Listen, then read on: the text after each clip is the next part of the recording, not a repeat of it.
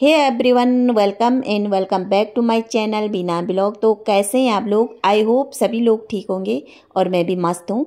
तो इस वीडियो में हम बात करते हैं लप्पू की लाइव को लेकर। आप लोगों ने देखा कि परसों लप्पू लाइव आया था और मुझे वीडियो डालने में बहुत देरी हुई क्योंकि घर के काम में बिजी थी। तो मैं सोच भी रही थी लप्पू के ऊपर वीडियो बनाऊँ, मगर टाइम नहीं मिल पाया। तो लप्पू लाइव आया था और लप्पू जब एंट्री की तो रोने धोने लग गया। तो सच में मुझे नहीं पता था कि लप्पू रोता भी है, और जब ट्रोल होता है तब उसके आंखों में आंसू भी आते हैं। नहीं तो आप लोगों ने देखा कि हमेशा जब लाइव में आना, लोगों को धमकी देना, लोगों को यह एहसास दिलाना कि भाई आप हमारी मेहनत की कमाई खा रहे हैं, हम तो अपनी मेहनत की कमाई खा रहे हैं मगर तुम हमारी मेहनत की कमाई खा रहे हैं। लोगों को गन दिखाना, लोगों को गाली देना, बहुत भद्दी भद्दी चीज़ें यहाँ पे लप्पू और लप्पी करते हैं। दोनों हस्बैंड मिलके, हस्बैंड वाइफ, यही नहीं पूरा फैमिली करता है। और इस लाइव में मैंने लप्पू को रोता हुआ देख के ना थोड़ा मेरा दिल भी दुखी हुआ, क्योंकि मैंने इसे रोता हुआ तब भी देखा जब जगत दीदी से इसका ब्रेकअप हुआ था, और या आज ही देखा। तो लप्पू रोया क्यों? लप्पू इसलिए रोया कि लप्पू को ना ऑडियंस बहुत ट्रोल कर रही थी। अब बहुत सारी ऐसे रिएक्शन चैनल वाले वीडियो बना रहे थे लप्पू के ऊपर कि भाई ले भाई इसने अपनी औकात दिखा दिया, ये दिखा दिया। क्योंकि इनके घर में जो राशिद रहता था उसका वीडियो आया, और उसका वीडियो रोते रोते आया। आप सभी लोगों ने देखा, जा रहा था वो अपने गाँव और वो यही बोला था कि मैं लप्पू भैया के घर से जा रहा हूँ और देखो मेरी ट्रेन की टिकट भी नहीं हो पाई और मैं किस हालत में जा रहा हूँ। तो जैसे उसने रोने वाली वीडियो डाला तो सब लोगों ने लप्पू को टारगेट किया। सिर्फ रोने से नहीं, वहाँ पे लप्पू का नाम उसने बड़ी उससे लिया था कि लप्पू भैया के घर से जा रहा है। उसको लप्पू का यहाँ पे उसने कोई जिक्र नहीं किया। मगर जब उसने जो टाइटल लिखा था ना, ब्रेकअप होने से इतना तकलीफ़ नहीं होती जितनी तकलीफ़ अपनों के दुख देने से होती, तो फिर लोगों ने टारगेट किया लप्पू को। भाई लप्पू के घर में कुछ हुआ होगा, लप्पू ने कुछ कहा होगा, इसी वजह से लप्पू के ऊपर वीडियो पे वीडियो बन रही थी। इसलिए लोगों ने लप्पू को निशाना बनाया, क्योंकि कुछ दिन पहले लप्पू की जो महारानी है लपिया, उसने एक ब्लॉग में बोला कि देखो हम घर आए हैं, घर में कोई सब्जियां भी नहीं है और गाड़ी भी नहीं है घर में।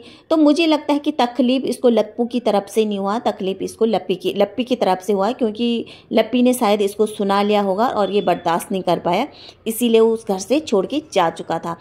और उसके बाद कुछ दिन पहले लप्पी ये भी बोली थी अपनी वीडियो में कि भाई हम इतनी सैलरी देते हैं इसको, इसलिए इसका घर अच्छा चलता है। मतलब कुछ एहसान जता रहे थे ये, जो कि बिल्कुल भी नहीं, क्योंकि इनके कहने पे यहाँ पे राशिद ने बहुत सारे लोगों को गाली भी दी। अपने जो दोस्त हैं, जो फ्रेंड है, जो सपोर्टर है, उनसे भी गाली दी। यहाँ पे जूली आंटी को लेकर देखो, जूली आंटी को राशिद ने इनके कहने पे भला बुरा भी बोला था। जब जूली आंटी यहाँ पे रो रहे थे तो ये सारे मज़े ले रहे थे, और अब जब खुद रो रहा है तो लोगों को बद्दुआ दे रहा है। भाई बद्दुआ तो लगेगी, तूने सिर्फ एक का दिल नहीं तोड़ा। यहाँ पे जगत भैया, आपने सिर्फ एक ही लड़की का दिल नहीं तोड़ा, आपने बहुत सारी औरतों को रुलाया है, बहुत सारी औरतों की इज्जत यहाँ सोशल मीडिया पे उछाली है। सबसे बड़ा कांड जब जगत दीदी के साथ तुमने किया है, तो उसके भी तुम्हें कर्मा मिलेगा, और बहुत जल्दी मिलेगा तुम्हें कर्मा, जो तुमने और लपिया ने उसके साथ गेम खेला। मुझे तो लगा जगत दीदी के उसमें भी दोनों मिले हुए थे, दोनों लप्पे और लप्पू, क्योंकि इनके व्यूज ज़्यादा नहीं जा रहे थे ना, इसलिए ये मिले हुए थे। तो उसके बाद लप्पू यहाँ पे आता है लाइव में और रोने लग जाता है, और लप्पू बोलता है कि हमारे बीच कुछ नहीं हुआ, यानी हमने राशिद को कुछ नहीं बोला। राशिद अपने मर्जी से घर गया है और उसको जाना था, बहुत दिन से उसको जाना था, क्योंकि घर में कुछ था। उसकी ट्रेन की टिकट भी हो चुकी थी, मगर हो चुकी थी तो यहाँ पे राशिद ने क्यों कहा कि मेरी ट्रेन की टिकट भी नहीं हो पाई, मुझे इमरजेंसी में जाना पड़ा। हम हर वीडियो को गलत नतीजे से नहीं ले सकते हैं। शायद आप ये भी बोल सकते थे कि उसके घर में शादी था या इमरजेंसी था इसलिए गए। हाँ, यहाँ पे आपने कुछ चैट वगैरह दिखाया राशिद का, और अपना चैट, जहाँ पे राशिद भी बोला था भैया मैं ठीक हूँ, मैं पहुँच गया हूँ। तो यहाँ पे ये भी, तो उस चैट को लेकर लगा कि भाई इनके बीच कुछ नहीं था, लप्पू और राशिद के बीच कुछ नहीं था। जो अनबन हुई है, जो गलतफहमी हुई है, जो टॉर्चर जो क्या है, वो लप्पी की तरफ से हुआ, क्योंकि लप्पी ने अपने ब्लॉग में बहुत कुछ कुछ बोला था राशिद को, नाम तो नहीं लिया है। मगर यहाँ पे आप लोगों ने देखा कि लप्पी का जो भाई है वो भी इनकी टीम में शामिल हो गया। तो अब भाई बहन मिलके कुछ ना कुछ तो करेंगे। जो इसने बोला था कि हम अच्छी खासी पैसे देते हैं ये है, और जो स्टोर का काम था वो भी यहाँ पे राशिद ही संभालता था, मतलब सारा चीज़ राशिद ही संभालता था। मगर जब अचानक से यहाँ से गया है वो रोते रोते, तब सबके दिमाग में हुआ कि भाई लप्पू की तरफ से कुछ गलती हुई है। बीच में जब देवरानी जेठानी का भी हंगामा हुआ था, और जब एक आया था जिसने बोला था कि मेरे पैसे नहीं दिए, मेरे पैसे नहीं दिए, कितने 60,000 थे क्या हो जाए, उसमें भी लप्पू का नाम घसीटा गया था। तो बार बार लप्पू को क्यों घसीटा जाता है, लप्पू की हरकतों की, क्योंकि जो टाइटल मतलब जो वो बनाता है ना, स्क्रिप्ट लिखता है ना, वो लप्पू ही लिखता है हर किसी को, और बहुत तरफ से ये बदनाम होता है। अब यहाँ पे हम बोल सकते हैं कि जब वो रो रहा था कि मुझे ना अपने मम्मी की बहुत याद आती है, बचपन में मैं मतलब जब मेरे मम्मी पापा मुझे कहीं भेजते थे, स्कूल भेजते थे, तो मुझे वहाँ पे अपनी मम्मी पापा की बहुत याद आती थी, लाइव में जो बोलता था।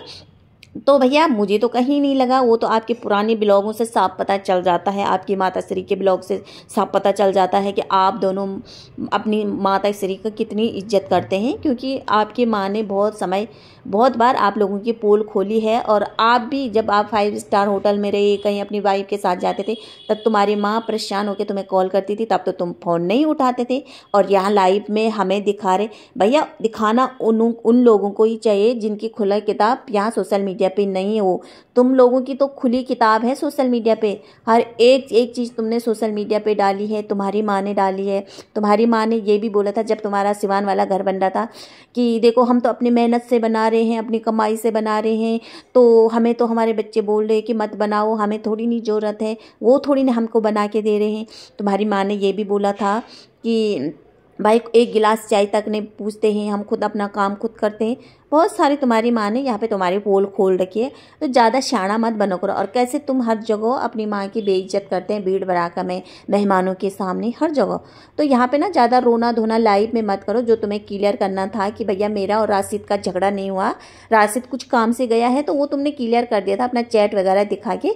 तो ये रोना धोना ज़्यादा, ये बोलते ना गीदड़ वाली क्या बोलते, मगरमच्छ वाले आंसू मत दिखाया करो, ये तुम पे सूट नहीं करता है, बिल्कुल भी नहीं करता है।